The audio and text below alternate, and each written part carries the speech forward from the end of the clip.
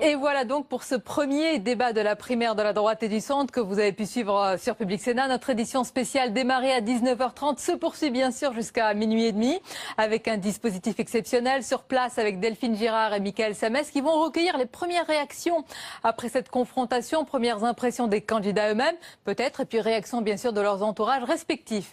L'analyse aussi en plateau avec nos invités et puis à partir de minuit, ces paroles de jeunes, les jeunes soutiens des différents candidats viendront livrer leurs premières impressions. À mes côtés ce soir, Frédéric Dabi, directeur général adjoint de l'IFOP, notre chroniqueur économique Jean-Louis Gombaud et on accueille avec grand plaisir Véronique Reissoult. Bonsoir. Bonsoir. Et bienvenue, vous êtes spécialiste des réseaux sociaux. Vous avez suivi toute cette soirée, notamment sur Twitter.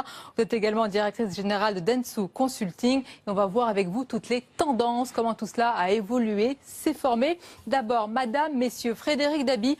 On va rentrer évidemment sur les sujets de fond, sur la forme. Ce premier débat, c'est un véritable révélateur des différentes personnalités que nous connaissions, mais malgré tout, qui est-ce qui a pu se révéler? Qu'est-ce que vous avez retenu comme aspérité, comme confrontation ce soir? Je vais être extrêmement prudent. C'est toujours difficile en fait, d'analyser à chaud. À minima, je dirais que personne n'a véritablement perdu. On n'a pas vu un des 7 candidats flancher, avoir un trou de mémoire, se faire reprendre vertement.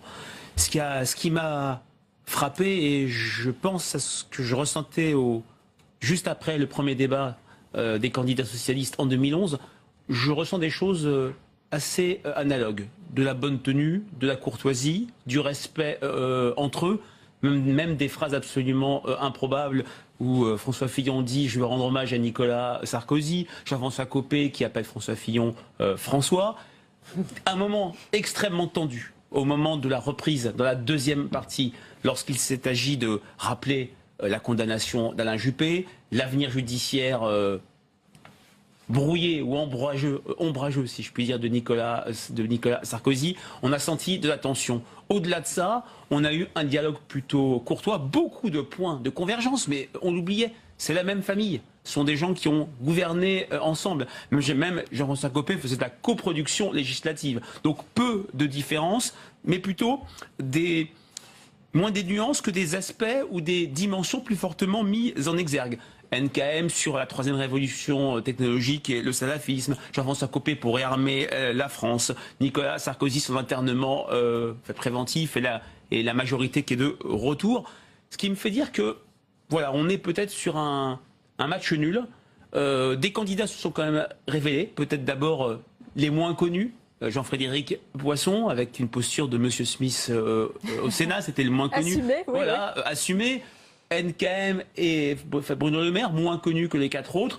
Et puis Alain Juppé, qui a plutôt géré la course comme l'avait fait François Hollande en 2011, qui n'a pas commis d'erreur, qui a eu une phrase très très forte au moment où il était interrogé sur, sur lui... les Français ont la décision au bout de leur droit. C'est sur sa condamnation. Et puis un Nicolas Sarkozy qui a beaucoup rappelé son bilan, mais qui a essayé de se projeter pour incarner une certaine nouveauté avec au milieu François Fillon qui a peut-être été le plus à l'aise, qui a montré à la fois des atouts d'expertise et puis un peu le Cassandre, comme l'a fait également Jean-François Copé. Je l'avais bien dit, vous faites erreur. Il s'est posé peut-être en intermédiation entre les autres candidats et le public. Avec peut-être une constance de François Fillon, vous nous direz si c'est le cas tout à l'heure, Véronique Reissoult, est-ce qu'il a justement développé cette constance, cette cohérence que les réseaux sociaux lui reconnaissent ce soir? On va poursuivre notre tour de table. D'abord, on va juste demander à Delphine Girard, qui est sur place, pas très loin du plateau où s'est déroulé ce premier débat, eh bien tout simplement, quelle est l'ambiance, quelles sont les premières réactions ce soir, Delphine? Oui, effectivement, Sonia, et c'est ce qu'on vient d'entendre sur votre plateau ici, depuis la newsroom où je me situe. Ce qu'on peut dire, c'est que le duel tant attendu, tant annoncé entre Nicolas Sarkozy et Alain Juppé n'a pas vraiment eu lieu. Vous l'avez entendu, Nicolas Sarkozy a finalement concentré ses attaques envers l'actuel président, François Hollande. Jusqu'où va-t-il salir la fonction présidentielle, a-t-il expliqué pendant ce premier débat. Je ne serai pas le président qui mettra à mal l'autorité de l'État, a-t-il a-t-il scandé pendant son intervention. Enfin, il y a effectivement eu cette deuxième période de débat beaucoup plus tendue au moment où on a évoqué effectivement les affaires. Là, il y a peut-être à avoir un avantage du côté de François Fillon qui, dès le début, avait dit « je serai le président de l'honnêteté ». On l'a vu très à l'aise sur toutes ces questions. Et puis ici aussi, peut-être une révélation, en tout cas, c'est ce qui s'est dit chez les journalistes, c'est Jean-Frédéric Poisson, bien qu'on a pu découvrir. C'était un des candidats qui n'avait rien à perdre dans ce débat et il a parfois étonné par ses prises de position et on l'a senti très à l'aise. Voilà un petit peu bien ce qu'il s'est passé. Voilà comment ça a été ressenti le débat ici depuis la salle de presse où je me trouve toujours en direct, Sonia. Merci Delphine. On vous retrouve bien sûr tout à l'heure avec de nombreux soutiens et pour les premières réactions après ce débat. On poursuit notre tour de table. J'en profite pour accueillir et présenter Pascal Jalabert. Bonsoir. Bonsoir. Et bienvenue. Vous êtes éditorialiste aux dernières nouvelles d'Alsace. Vous nous direz dans quelques instants quelle est la une de votre journal demain. Jean-Louis Gombault, on l'a dit depuis tout à l'heure avec Frédéric Dabi, pas de différence majeure, pas de fracture béante, mais chacun quand même dans son couloir sur différents aspects. Est-ce qu'on n'était pas comme dans la première partie qui était plus économique, chômage, etc., dans la nuance et dans l'agrément et dans l'accord général, en fin de compte. Donc, effectivement, on n'a pas... Ce qui m'a frappé de voir, c'est que pourquoi la deuxième partie était-elle plus intéressante que la première, en fin de compte? Alors que je le rappelle, vous êtes économiste et que la première partie aurait dû davantage vous intéresser, Jean-Louis Gombault. Mais pourquoi était-elle plus intéressante? Parce qu'en fin de compte, quand on arrive, d'abord, ça a démarré par une partie très dramatique quand même. C'est-à-dire les problèmes, on était dans l'humain. C'est-à-dire Copé, Fillon, tous sont passés pratiquement un par un, sauf M. Poisson et Mme Kosciusko-Morizet. On était dans l'humain et l'attention était... Puis après, tous les aspects de sécurité... Comment se fait-il que ça, visiblement, était plus à la portée des Français que la première partie, alors que les Français disent que c'est le chômage, l'économie qui les intéresse en premier, et la deuxième partie, qui ne portait pas sur ces questions, était vraiment plus intéressante. En tout cas, moi, j'ai appris un certain nombre de choses sur la mécanique judiciaire par rapport à la sécurité, des choses de ce genre. Donc, parce que là aussi, on a l'impression que les gens sont peut-être plus intéressés, plus frappés, plus près de ces problèmes de sécurité, même s'ils savent que derrière, le véritable problème, c'est la question du chômage. Quant à savoir, vous avez passé un par un les différentes... La conclusion de Fillon, en fin de compte, il résume bien l'ensemble. Il dit « votez pour celui en quel vous avez confiance ». En fait, ça se résume exactement à ça. Quel est celui qui, parmi les 7, a inspiré le plus de confiance dans la détermination pour aller dans une autre direction? Alors, dans un instant, la suite de ce tour de table avec vous, messieurs et madame. Mais d'abord, on va prendre la direction des alentours du studio. Avec un autre micro, c'est un soutien d'Alain Juppé. C'est la sénatrice Fabienne Keller. À votre micro, Delphine. Oui, effectivement, Sonia, avec Fabienne Keller, bonsoir. Alors, comment avez-vous vécu ce débat? Est-ce que vous pensez que Alain Juppé a peut-être trop géré son avance en restant trop modéré et sans prendre de risques? C'est peut-être le sentiment qui se dégage ce soir. Écoutez, Alain Juppé a présenté ses propositions. Il s'est tourné vers l'avenir. Il a parlé aux Français. Non, je l'ai trouvé serein, très structuré, soucieux d'être clair. J'ai trouvé que c'était un débat très globalement, un petit peu très cadré, quoi, presque voilà, un peu rigide, mais qui a permis du coup de bien écouter chacun. Et je trouve que c'est l'honneur de la République, c'est l'honneur de la droite et du centre de parvenir ainsi, grâce à l'aide des médias, à une discussion, à un échange d'arguments qui permettent aux Français de se faire une idée. Mais s'agissant d'Alain Juppé, j'ai bien aimé son ton très, très constructif et sa volonté d'expliquer le projet sur lequel il travaille depuis 2 ans pour l'avenir. Est-ce que ce soir, il y a déjà un gagnant qui se dégage de ce premier débat selon vous?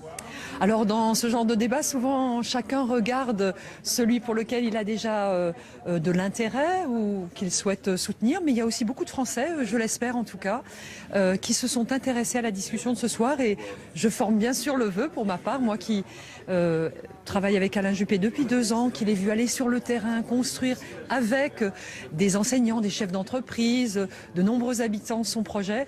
J'espère que de nouveaux Français se sont intéressés à sa démarche équilibrée, réfléchie et qui vise vraiment à regarder devant, proposer le plein emploi, proposer des solutions faisables, enfin quelque chose qui regarde l'avenir. Il y a eu cet échange avec Bruno Le Maire. Alain Juppé a dit je tiens mon casier judiciaire à disposition. Est-ce que vous pensez que c'est un débat qui doit être fait devant les Français ou est-ce que ça peut aussi abaisser la fonction présidentielle ?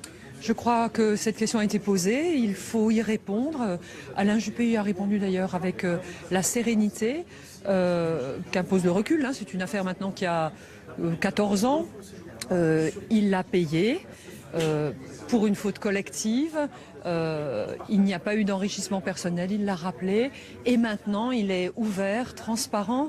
Et il est aussi d'une certaine manière fort de cette expérience douloureuse, au fond comme beaucoup de Français. Il a souffert et il a su rebondir, se reconstruire. Merci beaucoup Fabienne Keller d'avoir été en direct sur l'antenne de Public Sénat. Voilà pour cette intervention de Fabienne Keller qui a évoqué cet épisode que nous allons revoir tout à l'heure sur les affaires, la justice. Mais Fabienne Keller qui a également dit, Véronique Reissoult, que le débat était peut-être un peu rigide, peut-être un petit peu trop cadré. Est-ce que c'est ce que vous avez remarqué avec les différentes réactions ce soir sur les réseaux sociaux notamment? En fait, une question que posent toujours les journalistes et qu'on vient de poser là, c'est qu'avez-vous pensé de ce que dit votre candidat? Donc en règle générale, on est plutôt sur du des remarques positives, enfin, a priori. Et ce qui aurait pu être intéressant, c'est de demander qu'avez-vous pensé de ce qu'a dit M. Sarkozy ou de ce qu'a dit M. Copé, M. Poisson. Enfin, sur les réseaux sociaux, normalement, c'est exactement ce qui se passe. C'est-à-dire que les supporters vont justement plutôt commenter ce que disent les autres candidats, en essayant de rester plutôt correct dans le cadre d'une primaire. Ça reste quand même à peu près policé. On n'est pas du tout encore dans la logique de la présidentielle où là, c'est beaucoup plus violent. Mais normalement, on a quand même quelques pics. Et là, on a pu constater ce soir que globalement, les fameuses battles de supporters étaient assez policées. On reprenait les tweets des politiques pour... du côté de Nicolas Sarkozy, c'était le tweet de M. Barouin qui était repris. Du côté de M. Juppé, c'était Aurore Berger qui faisait quelques petites piques à l'encontre de l'équipe de Nicolas Sarkozy, mais plutôt gentil en disant tiens, vous cherchez du soutien, vous trouvez que c'est un peu mou ce soir, mais voilà, c'était de bonne tenue, bien élevée et à l'image finalement du débat qu'on a eu là. Donc on a pu voir que sur le web, en tout cas les fameuses battles, et c'est plutôt rare, donc c'est resté plutôt policé. Ça c'est pour les équipes des candidats. Après que les débats étaient un peu moins policés par les autres internautes, c'est certain, mais en tout cas si on compare. C'est intéressant. Dans ce premier cercle-là, c'est à l'image, en tous les cas, du débat. On va continuer à développer ce qui s'est passé ce soir sur les réseaux sociaux. Pascal Jalabert, vous nous avez rejoint. Est-ce que vous avez déjà la une de votre quotidien demain ? Oui, on est en train de la préparer. Donc tous les quotidiens de notre groupe. Moi, je peux juste donner le titre de l'article que j'ai fait. C'est « Bon camarade entre guillemets, mais chacun pour soi ». Et je crois que c'est un peu ça. Chacun essaie de montrer sa singularité avec un avantage, mais qui tient à la nature de la primaire pour les petits candidats. Très clairement, quand on regarde 4 ans en arrière, c'est Arnaud Montebourg qui avait plus ou moins gagné les débats de la primaire de la gauche. Donc ça lui avait permis d'ailleurs de dépasser Ségolène Royal sur la fin, de terminer 3e. Là, je crois que ceux qui auront regardé le débat auront découvert Jean-Frédéric Poisson, qui a quand même été décalé, offensif, présent. Ils auront vu une Nathalie Kosciusko-Morizet qui n'a pas hésité, elle aussi, à lancer des propositions iconoclastes. Il faut oser dire que les profs ne seront plus des fonctionnaires. Je suis pas sûr qu'il y ait beaucoup de voix chez les enseignants, mais bon, c'est pas la question. On a vu un Jean-François Copé comme on l'attendait, en bon sniper avec quand même Nicolas Sarkozy et un peu Fillon dans la ligne de mire. Donc voilà, les petits candidats ont profité de l'exercice face à un Alain Juppé, évidemment, qui jouait en défense, qui bétonnait. Alors Nicolas Sarkozy ne pouvait pas bétonner parce qu'il savait qu'il allait être attaqué. Donc il a un peu rabattu le caquet à Copé sur la fin quand il lui dit « Toi Jean-François, tu n'étais pas en mesure de nous imposer, tu n'étais pas en capacité de nous imposer quoi que ce soit. » Il a contré les autres d'entrée en disant « Mais vous avez tous gouverné avec moi. » Bon, il a quand même... voilà, il n'est pas resté comme Juppé en position défensive.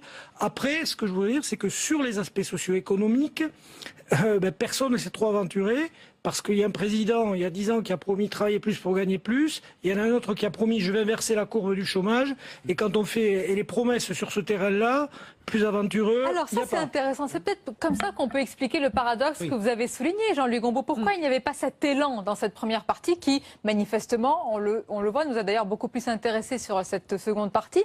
C'est peut-être, Frédéric Gamy, parce qu'on fait très attention sur les questions de l'emploi, du chômage. On ne promet pas beaucoup par rapport à avant. C'est vrai que la parole politique s'est beaucoup décrédibilisée. Et je fais le lien avec ce que disait Jean-Louis juste avant la diffusion du débat. On est sur de la comptabilité, on est sur du quantitatif.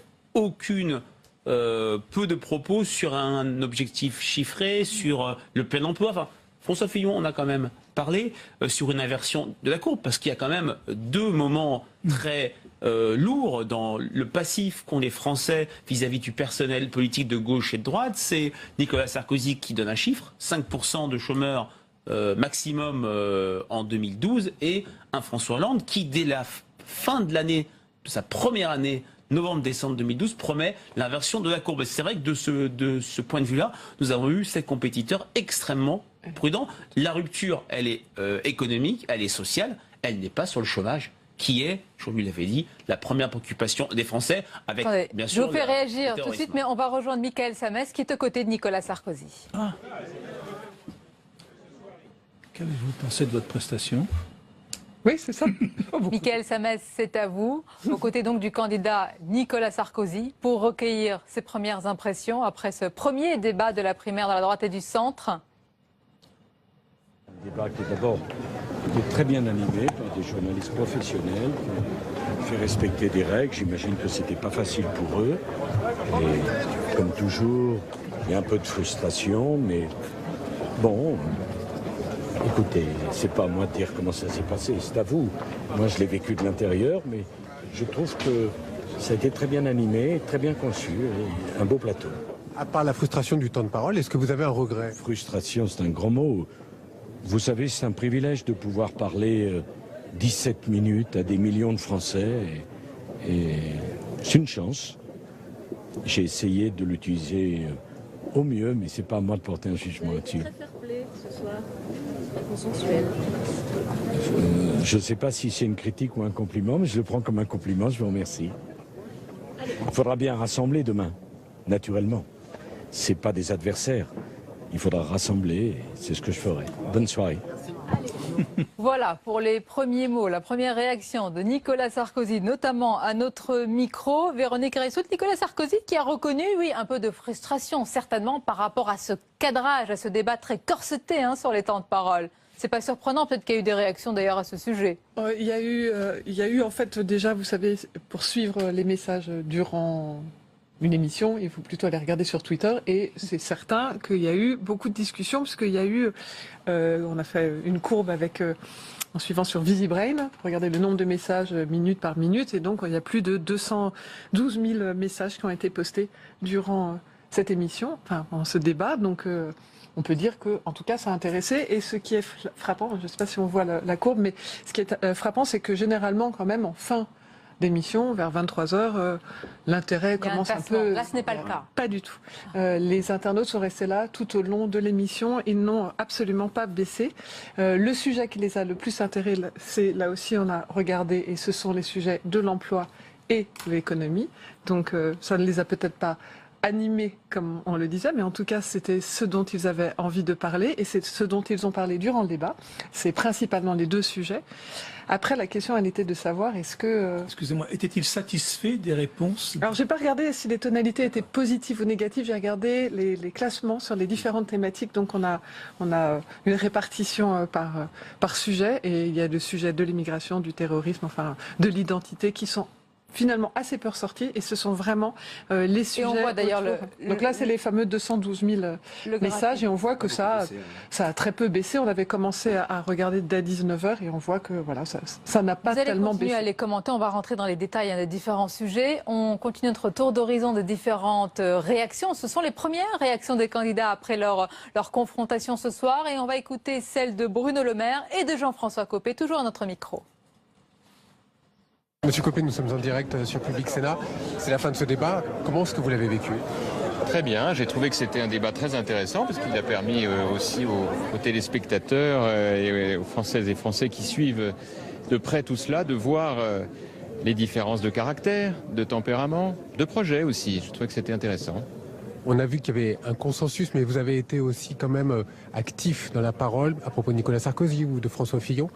C'était votre but ce soir, c'était que la vérité éclate aux yeux des Français? Oui, je crois que c'est important que les Français voient aussi que nous avons des vraies divergences de fond sur les sujets. Je vais souvent plus loin qu'eux dans un certain nombre de domaines. Je suis parfois un peu critique vis-à-vis de certaines de leurs idées. Je pense que, par exemple, vouloir faire des référendums, c'est pas forcément la meilleure manière de faire progresser les choses dès lors qu'on est élu et que l'essentiel doit se faire dans l'action. Demain, le rassemblement est donc possible? Le rassemblement, il est indispensable. C'est l'intérêt de la France. Merci beaucoup d'avoir témoigné en direct. Merci. Bruno Le Maire, nous sommes en direct sur l'antenne de Public Sénat. Ce débat, on en attendait beaucoup. Est-ce que vous êtes satisfait? Oui, je pense que ça a permis de bien poser les choses, de bien montrer les différences entre les uns et les autres. Puis après, il reste 2 débats pour continuer à affirmer les différences entre les différents candidats, la vision de la France qu'ils portent, les mesures qu'ils apportent pour que vraiment on apporte des solutions aux Français. Est-ce qu'il y a un regret sur ces plus de 2 heures de débat? Il y a toujours des regrets, parce que c'est toujours trop court, que finalement on n'arrive qu'à parler 15 ou 16 minutes. Là, on voudrait parler pendant 30 minutes. Mais ça fait partie du jeu, les règles sont les mêmes pour tous. Il y a eu des divergences, on a entendu, vous en avez eu par rapport à Alain Juppé, vous en avez eu aussi avec d'autres personnalités ce soir. C'était ça aussi le but de ce débat ce soir, c'était de montrer vos divergences? Montrer au moins des différences, oui. Oui, il y a des divergences aussi sur la méthode, sur les grands choix qui peuvent être faits pour la société française. Et puis je crois qu'il y a aussi une question de crédibilité. Quand j'entends certains dire ils vont baisser les impôts alors qu'ils les ont augmentés pendant qu'ils avaient le pouvoir, bon, tout ça pose un vrai problème de crédibilité de la parole politique. Vous êtes heureux quand même ce soir? Bien sûr, toujours heureux dans cette campagne. Merci. Merci. Voilà, on va bien sûr parler dans ce débat des différents sujets évoqués, les sujets économiques et sociaux, et puis les thèmes régaliens. Mais d'abord, Pascal Jalabert, ce n'était pas évident pour cette droite, habituée à la culture du chef, une droite bonapartiste, eh bien d'avoir un débat de bonne tenue, on va dire, et de créer les conditions du rassemblement pour la suite. Or là, à la question, est-ce que vous allez, après justement cette primaire, être derrière le candidat qui aura gagné, ils ont tous répondu oui, on verra si ça les engage, mais c'est un oui qui paraissait direct et franc. Oui, alors à droite, non seulement ils n'ont pas la culture de la primaire, mais encore ils ont une culture d'affrontement entre personnes. La gauche, c'est plutôt l'affrontement de courant. La droite, c'est entre personnes et c'est violent. Il faut se souvenir, Chiracien baladurien, Barre Chirac, c'était un peu plus tendre, mais à peine. Et puis surtout, évidemment, Giscard Chirac, quoi. Donc, ils ont cette culture de l'affrontement. On l'a retrouvée par moments, notamment avec Jean-François Copé. Là, c'est vrai que je trouve que sur la deuxième partie, sur les sujets plus régaliens, bon, on est revenu dans cet affrontement, mais il a quand même jamais eu la volonté de pousser jusqu'au bout le rival à la faute, pardon, le mot adversaire n'est pas adapté. Donc, globalement, débat de bonne tenue, mais débat animé quand même, avec finalement la présence de petits candidats, elle est utile pour ces débats, parce que je me demande s'il n'y avait eu que 4, si ça aurait été plus animé que celui-là. Donc ça a été utile, et alors vous pensez, je ne sais pas à qui vous pensez quand vous dites petits candidats. Les 3 petits, c'est-à-dire ceux et je vais prendre le moins connu quand même, Jean-Frédéric Poisson. Révélation quand même ce soir, on va l'écouter au micro de Michael Samès.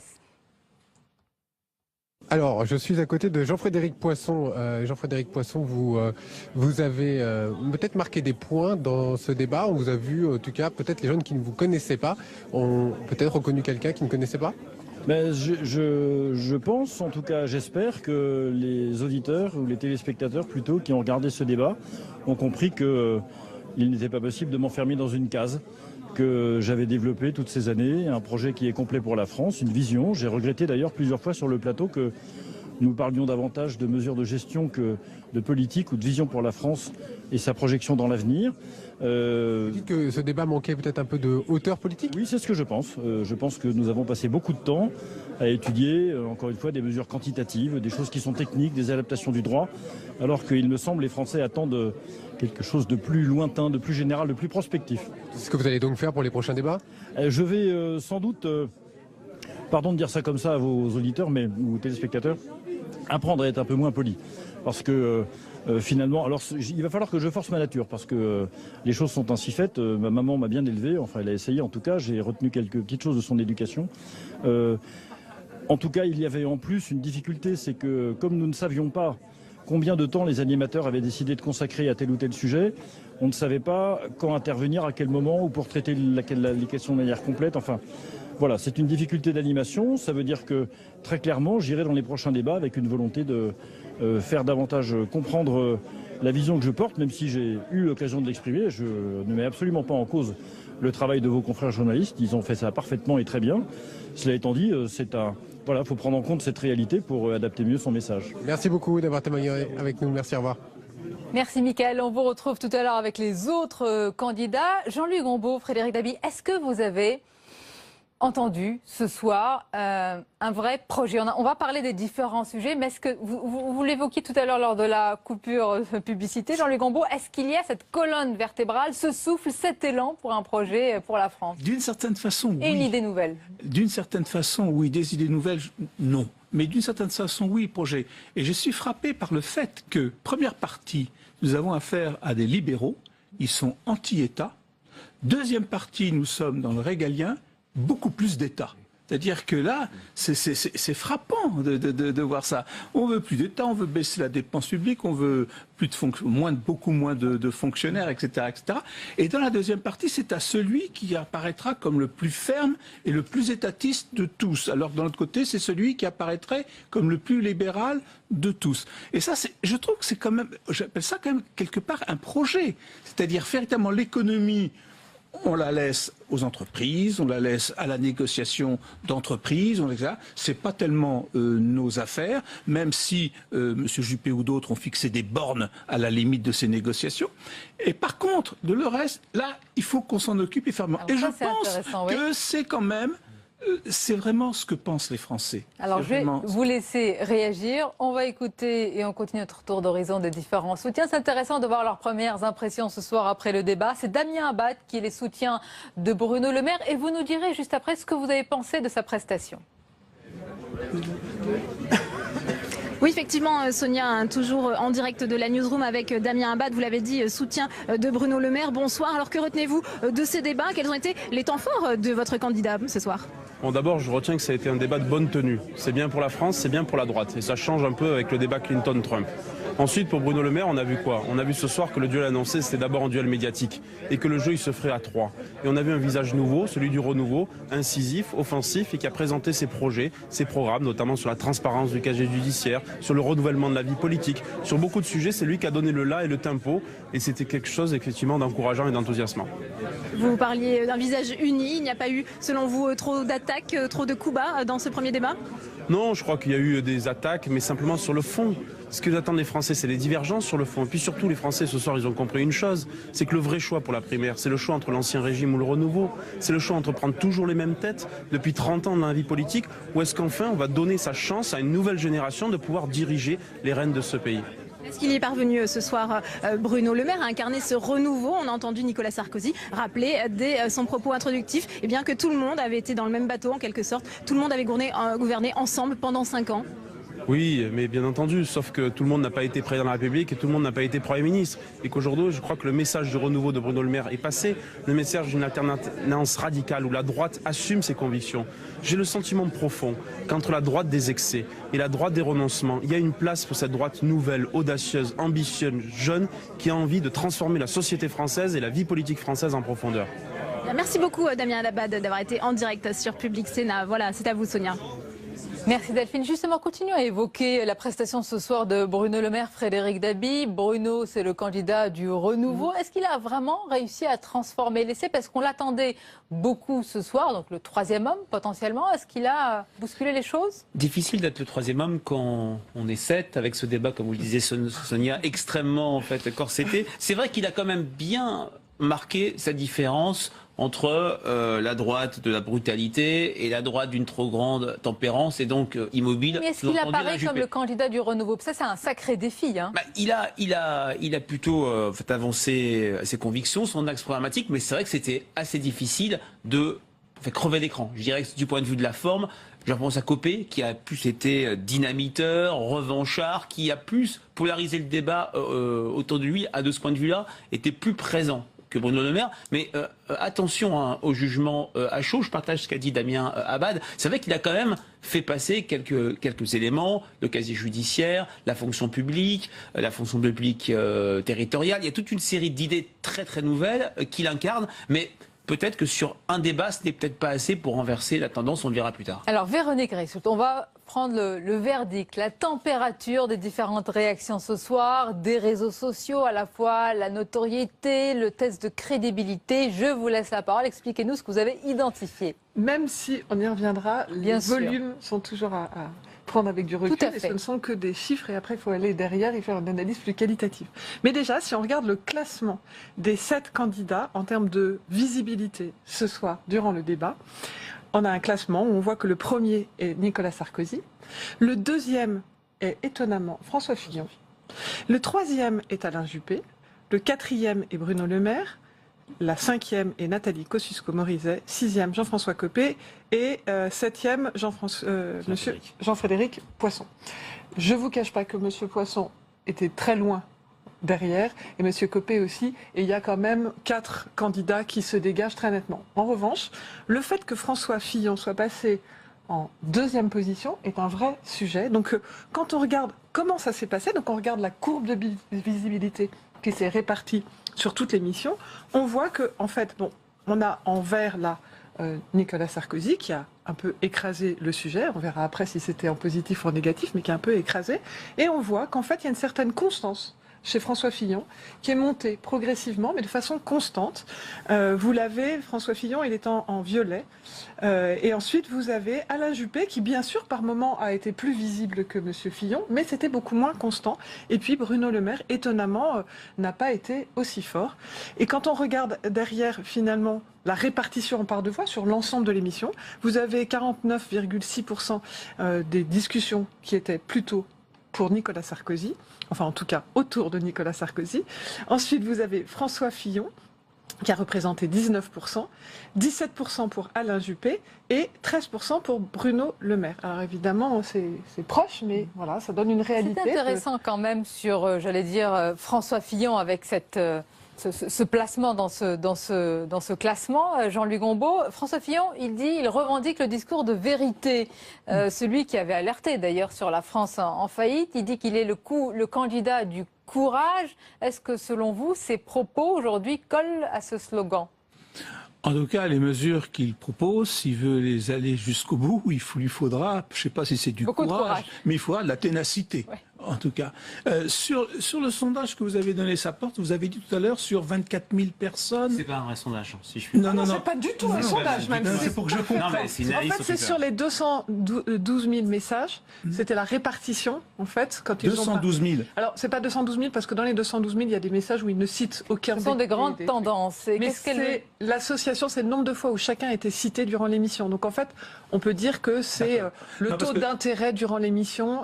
Sachant que c'est un tout petit peu plus subtil parce qu'on regardera, il y a évidemment les supporters. Et vous avez raison de rappeler tout ça, ce sont des précautions nécessaires. Par rapport à ce que disait Sonia à l'instant, donc c'est quelque chose quand même à prendre en considération. Oui. Et le fait que Fillon, qui apparaissait comme le loser de l'histoire un petit peu au début, enfin il y a quelques semaines ou même quelques jours, on disait qu'il était. D'ailleurs, il le dit à la fin. On voit bien que ça n'est pas entre deux candidats qui ont déjà gagné.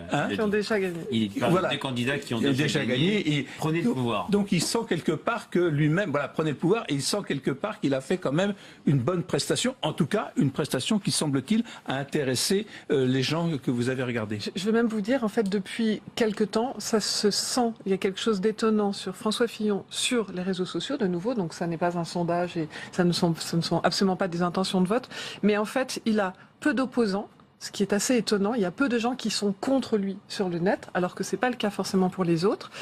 Il a un discours qui est presque toujours en parfaite adéquation avec ce que l'on peut regarder sur les forums, c'est-à-dire les lieux où les gens discutent beaucoup. Il utilise presque toujours il parle des mêmes sujets. L'autre chose, c'est que il sait bien convaincre les neutres. C'est-à-dire, on verra sans doute tout à l'heure, mais quand vous avez des supporters qui discutent, souvent ils discutent entre eux. Les supporters de François Fillon parlent moins, mais quand ils parlent, ils sont plus repris par les neutres. Donc, il a une sorte de porosité avec le reste du web qui est intéressante. Et puis le quatrième point est peut-être que si on regarde sur Facebook et sur d'autres espaces, il a une progression rapide. Donc quelque part, on pourrait se dire c'est pas Qu'est-ce que si cela dit? étonnant. Oui, Pascal Jalabert, nous aurons demain, notamment pour Public Sénat, également Le Figaro et LCI, un sondage en exclusivité qui va donner bien les premières tendances après ce premier débat. Est-ce qu'il pourrait y avoir une surprise, une percée? C'est quand même trop rapide, peut-être après un premier débat, mais est-ce qu'il peut y avoir une fulgurance de la part d'un candidat? Oui, c'est rapide. Petite parenthèse, c'est dommage qu'on n'ait pas le droit de parier, parce que là, j'avais le quintet dans l'ordre, et si on avait eu le droit de parier... Vous avez été le grand gagnant de la soirée? Non, je vous aurais tous invités au restaurant après, bien entendu. Vous pouvez le faire quand même. Oui. Blague à part, François Fillon, moi je l'ai trouvé comme il est depuis le début de sa année primaire. C'est travaillé, c'est structuré, c'est solide. Voilà. Après, il faut qu'il arrive à avoir ce petit plus, et à droite c'est important, qui crée une adhésion, qui fait lever les foules, et qui apporte une touche de charisme. Alors on va voir si là, avec en effet ces rebonds sur Internet, avec un entourage qui est très efficace, très efficace, les députés, c'est-à-dire qui le soutiennent, il arrive à faire bouger les lignes. Son problème, et c'est même que Bruno Le Maire, ils sont tous les deux entre deux. C'est pas des petits qui n'ont rien à perdre, donc ils peuvent se lâcher. Et puis, c'est pas les deux gros qui doivent faire attention à pas commettre l'erreur fatale. Donc, leur difficulté, à Bruno Le Maire et à François Fillon, elle est là. Et là, je vais un peu me mouiller. Entre les deux, ce soir, je pense que c'est François Fillon qui a pris un avantage. Bien, nous verrons tout cela à l'épreuve des faits. Véronique Ressoul, vous allez rester avec nous pour la suite de cette édition spéciale. Frédéric Dabi, un mot de conclusion générale. Selon vous, qu'est-ce qu'on va retenir? Il y a eu quand même des sorties sur le débat entre l'intégration et l'assimilation, sur l'islam politique, sur les fichiers S, le terrorisme. Vous l'avez souvent rappelé, pas de différence, mais quand même des convictions affirmées. Oui, des nuances, de la distinction, peu de surenchère dans ce débat assez courtois et respectueux. Quand même un ciment. Comme en 2011, le ciment entre les 6 candidats socialistes avait été l'anti-sarkozysme, là, ça va au-delà de l'anti-hollandisme. François Hollande est complètement zappé, décrié, moqué. Les propos sont extrêmement durs. Et c'est ça, le principal ciment. Ce qui est une sorte de garde-fou pour aller trop loin dans la surenchère, dans des attaques verbales qu'on aurait pu imaginer beaucoup plus violentes. C'est...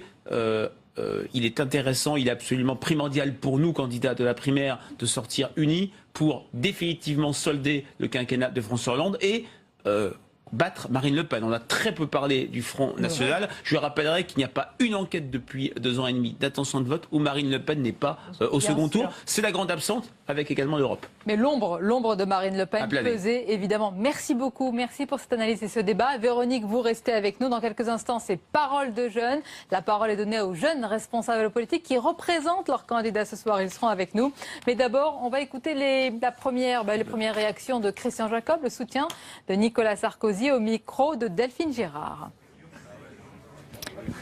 Oui, merci Sonia, avec Christian Jacob, président du groupe LR à l'Assemblée nationale, soutien de Nicolas Sarkozy. Vous sortez du plateau. Quelle était l'ambiance? Est-ce qu'il y a eu de la tension pendant ces 2h30 de débat?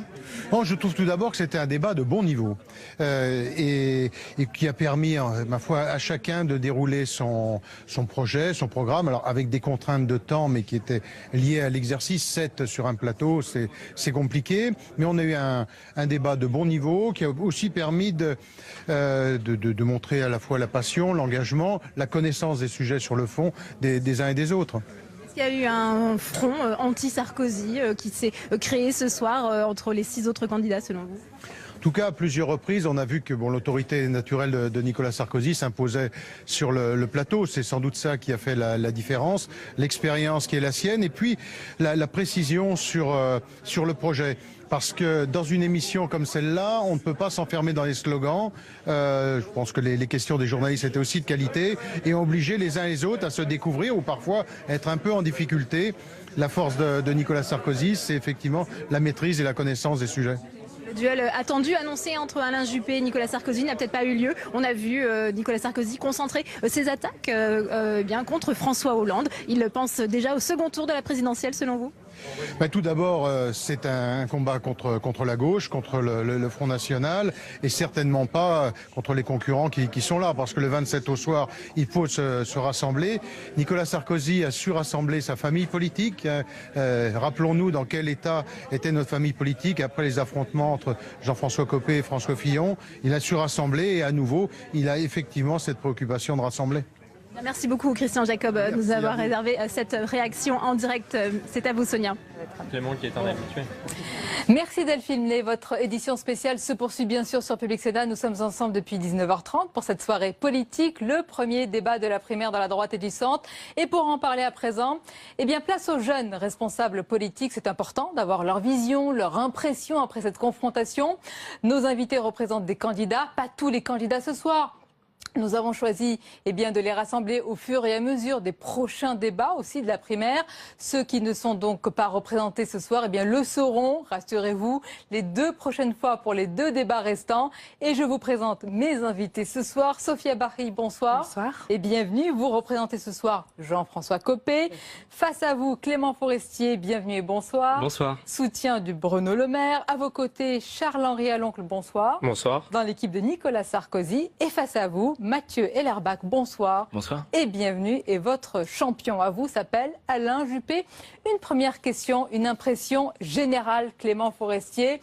Nos différents experts sur le plateau, d'ailleurs les différents soutiens des candidats, affirment et puis dessinent l'image d'un débat de bonne tenue, pas de divergence profonde, même si parfois il y a eu des échanges assez tendus. Oui, je suis assez d'accord. Je réfléchissais en venant et moi qui suis passionné des États-Unis, j'ai regardé les 2 premiers débats entre Hillary Clinton et Donald Trump et je trouve que ce soir je suis assez fier en fait de la façon dont les choses se sont passées. Je trouve qu'on a un débat de fond intéressant. Globalement, il fallait pas s'attendre à avoir des différences absolument drastiques entre tous les candidats. On appartient tous à des familles politiques proches les unes des autres, mais globalement un débat de bonne tenue avec du fond, avec des divergences importante malgré tout, mais globalement du fond et qui laisse en tout cas envisager le meilleur dans la capacité de ces 7 hommes et femmes à travailler ensemble et à travailler tous ensemble au redressement de la France. Ça c'est important, vous êtes d'accord Sophia Bahri sur la suite, sur le rassemblement? Parfois des questions et des doutes avaient été émis sur ce parti qui a une culture bonapartiste. Est-ce qu'il va pouvoir se rassembler après alors qu'il a tellement connu la culture du chef?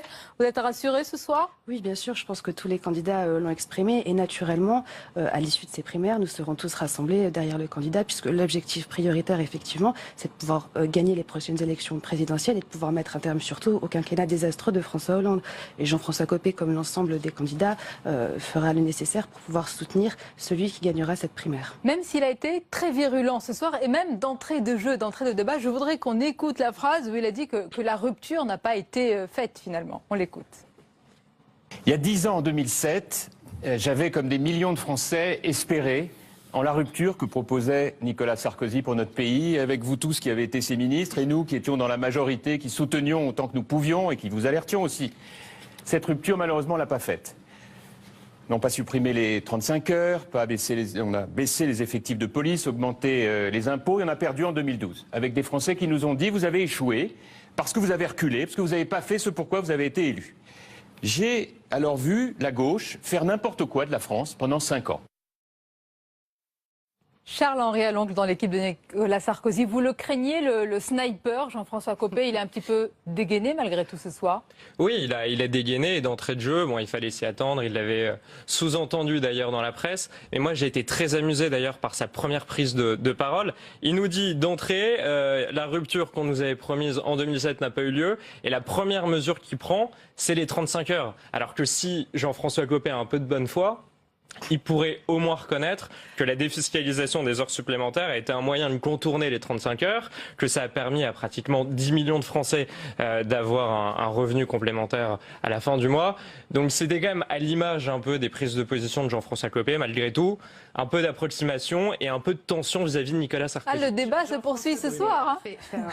Jean-François Copé n'a rien dit que les Français ne sachent pas, à savoir que quand même on a perdu l'élection présidentielle en 2012 et qu'on doit en tirer des conclusions. Et c'est d'ailleurs cette raison. Je parlais des 35 heures et je parlais du tout premier argument avancé dans le débat. Jean-François Copé a introduit une question qui me semble centrale dans ce débat ce soir, c'est la question du résultat. Parce qu'au fond, ce que les Français attendent du prochain président de la République, c'est qu'il tienne l'intégralité de ses engagements. Et on va en parler. Mathieu Hellerbach, vous avez la parole.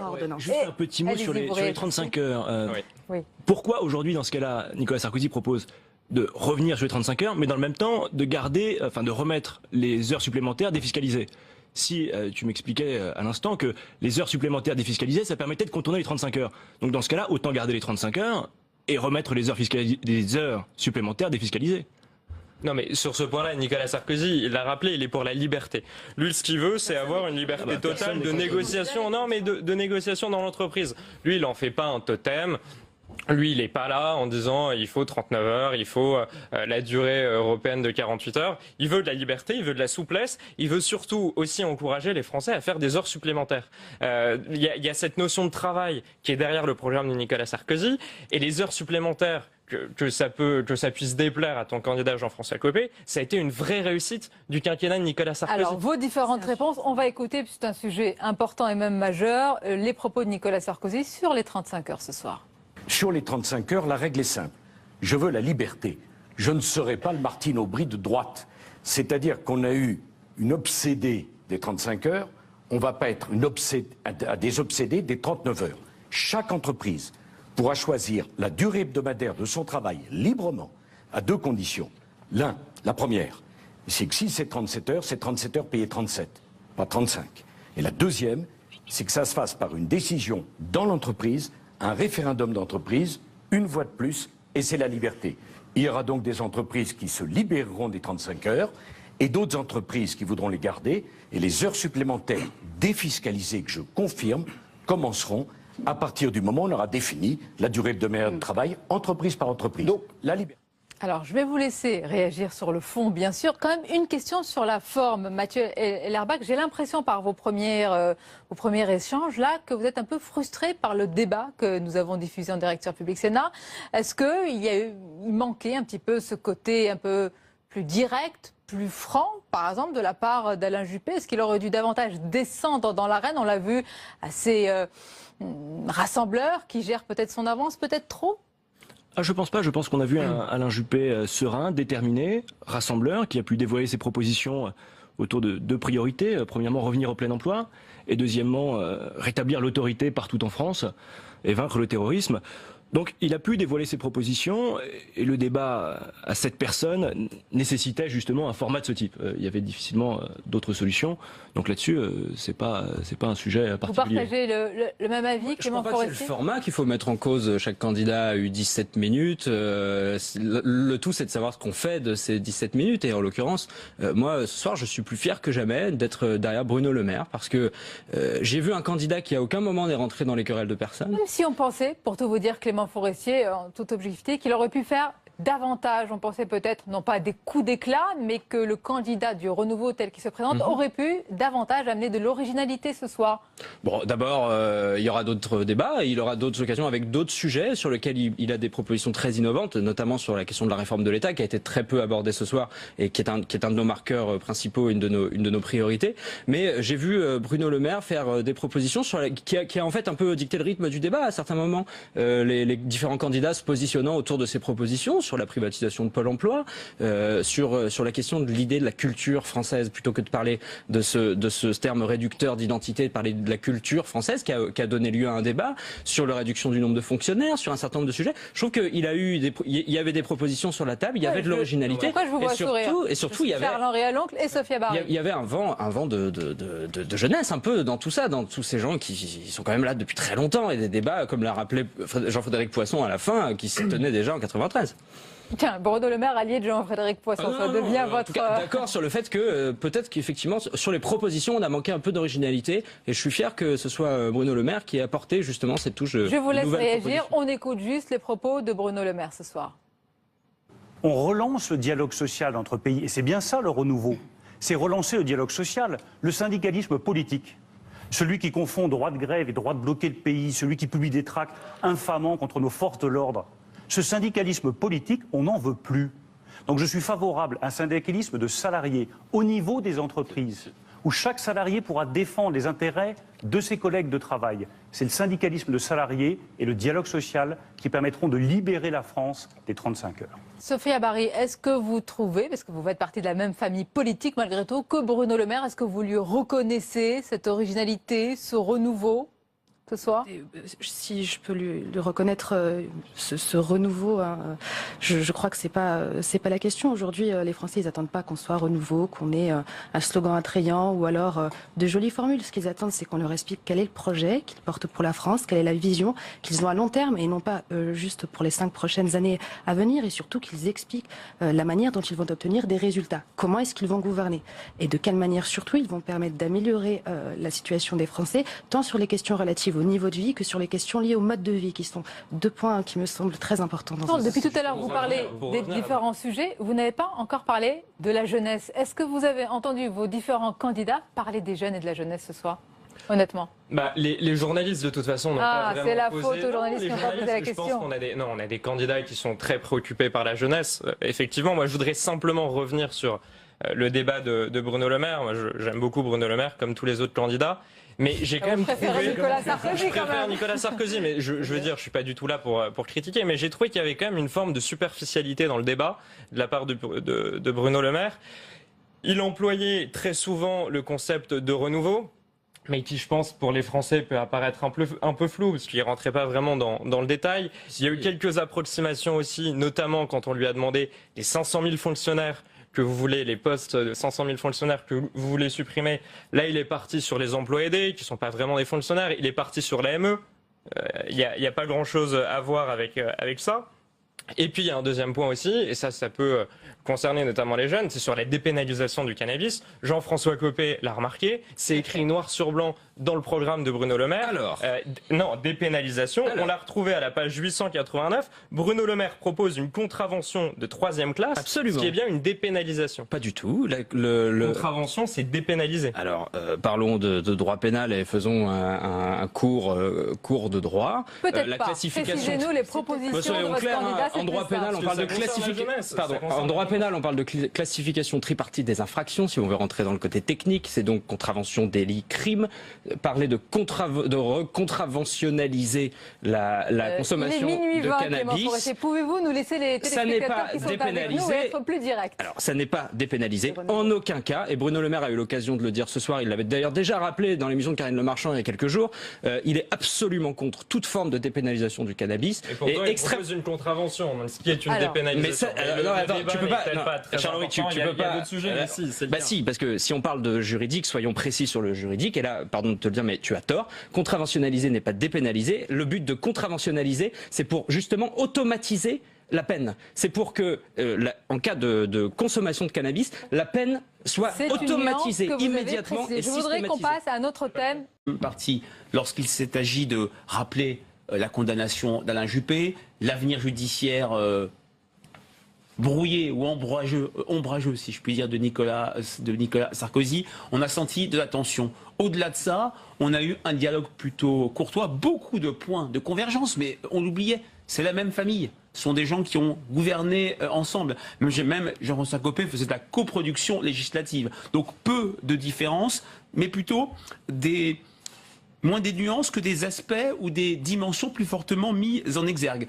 NKM sur la 3e révolution technologique et le salafisme, Jean-François Copé pour réarmer la France, Nicolas Sarkozy son internement préventif et la majorité qui est de retour. Ce qui me fait dire que, voilà, on est peut-être sur un match nul.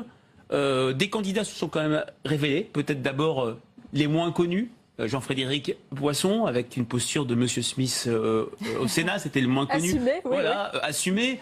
NKM et Bruno Le Maire, moins connus que les 4 autres.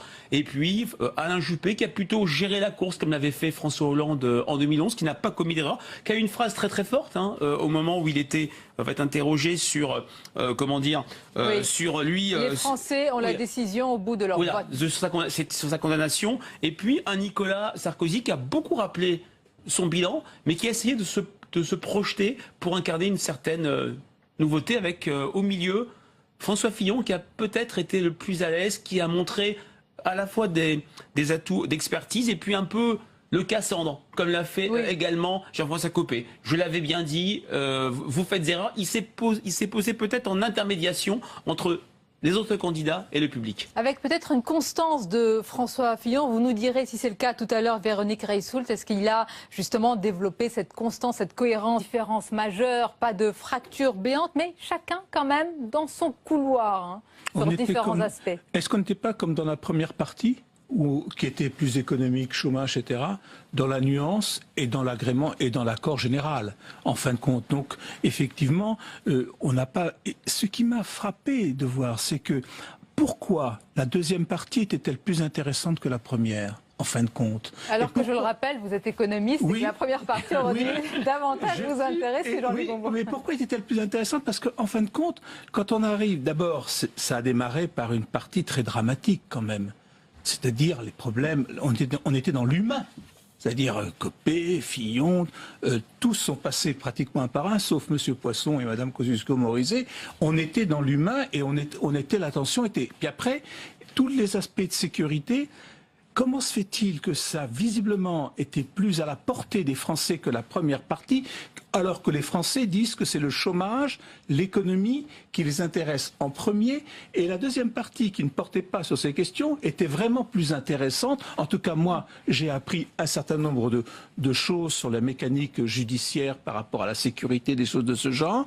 Donc, parce que là aussi, on a l'impression que les gens sont peut-être plus intéressés, plus frappés, plus près de ces problèmes de sécurité, même s'ils savent que derrière, le véritable problème, c'est la question du chômage.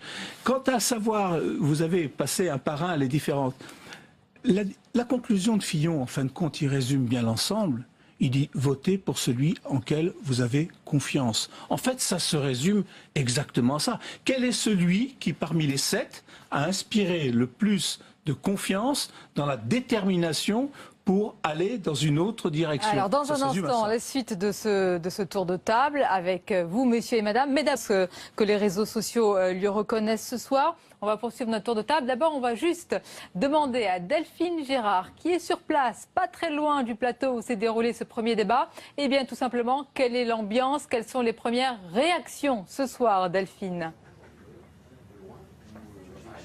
Oui, effectivement, Sonia, et c'est ce qu'on vient d'entendre sur votre plateau ici, depuis la newsroom où je me situe. Ce qu'on peut dire, c'est que le duel tant attendu, tant annoncé entre Nicolas Sarkozy et Alain Juppé n'a pas vraiment eu lieu. Vous l'avez entendu, Nicolas Sarkozy a finalement concentré ses attaques envers l'actuel président, François Hollande. Jusqu'où va-t-il salir la fonction présidentielle, a-t-il expliqué pendant ce premier débat. Je ne serai pas le président qui mettra à mal l'autorité de l'État, a-t-il scandé pendant son intervention. Enfin, il y a effectivement eu cette deuxième période de débat beaucoup plus tendue au moment où on a évoqué effectivement les affaires. Là, il y a peut-être à avoir un avantage du côté de François Fillon qui, dès le début, avait dit « je serai le président de l'honnêteté ». On l'a vu très à l'aise sur toutes ces questions. Et puis, ici aussi, peut-être une révélation, en tout cas, c'est ce qui s'est dit chez les journalistes, c'est Jean-Frédéric Poisson, bien qu'on a pu découvrir.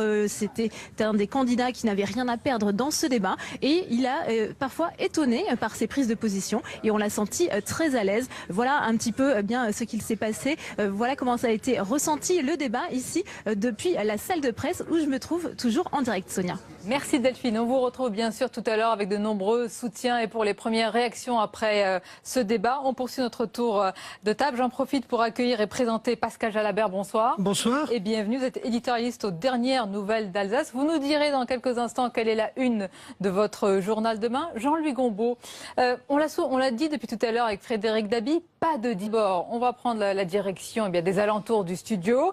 Avec à notre micro, c'est un soutien d'Alain Juppé. C'est la sénatrice Fabienne Keller.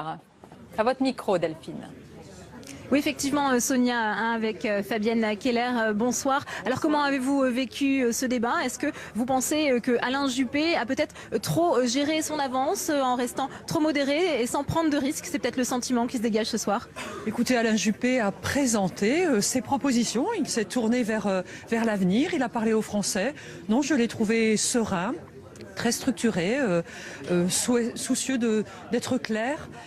J'ai trouvé que c'était un débat très globalement un petit peu très cadré, quoi, presque voilà, un peu rigide, mais qui a permis du coup de bien écouter chacun. Et je trouve que c'est l'honneur de la République, c'est l'honneur de la droite et du centre de parvenir ainsi, grâce à l'aide des médias, hein, à une discussion, à un échange d'arguments qui permettent aux Français de se faire une idée.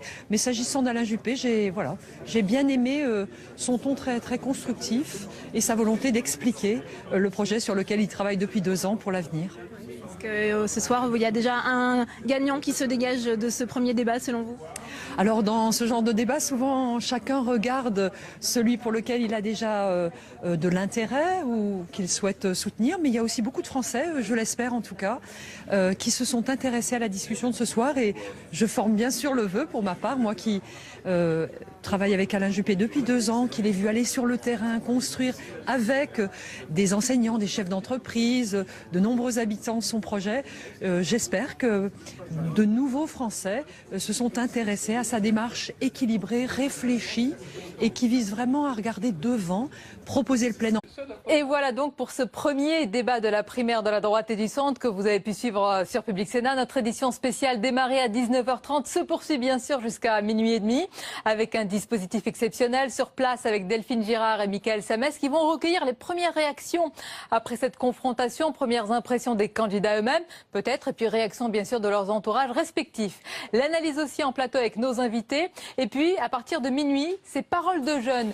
Les jeunes soutiens des différents candidats viendront livrer leurs premières impressions. À mes côtés ce soir, Frédéric Dabi, directeur général adjoint de l'IFOP, notre chroniqueur économique Jean-Louis Gombaud, et on accueille avec grand plaisir Véronique Reissoult. Bonsoir. Bonsoir. Et bienvenue. Vous êtes spécialiste des réseaux sociaux. Vous avez suivi toute cette soirée, notamment sur Twitter.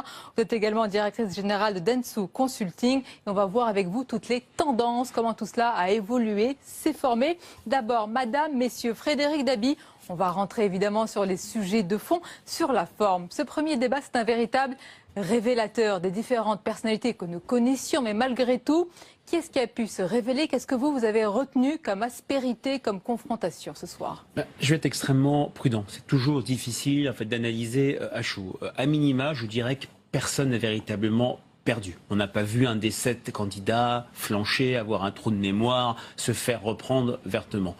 Ce qui m'a frappé, et je pense à ce que je ressentais juste après le premier débat des candidats socialistes en 2011, je ressens des choses assez analogues. De la bonne tenue, de la courtoisie, du respect entre eux, même des phrases absolument improbables où François Fillon dit « je veux rendre hommage à Nicolas Sarkozy », Jean-François Copé qui appelle François Fillon François. Un moment extrêmement tendu au moment de la reprise dans la deuxième